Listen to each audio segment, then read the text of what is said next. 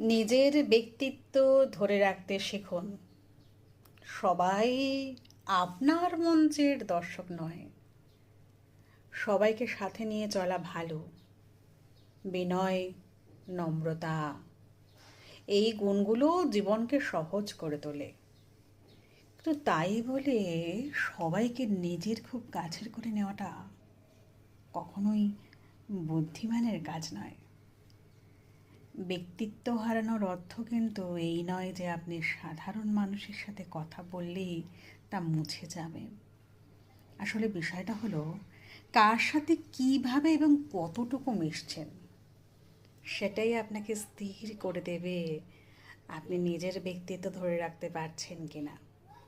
অনেক সময় আমরা যাদের সঙ্গে হাসি আড্ডায় সময় কাটাই, তারাই আমাদের অনুপস্থিতিতে আমাদের নিয়ে নানান ধরনের সমালোচনা করে।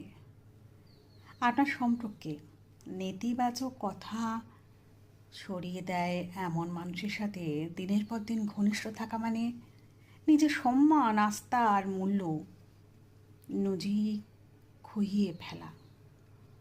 আরও খারাপ হয় তখন যখন তারা যাদের কাছে আপনার সমালোচনা করছে তারাও আপনাকে হালকা চোখে দেখতে শুরু করে।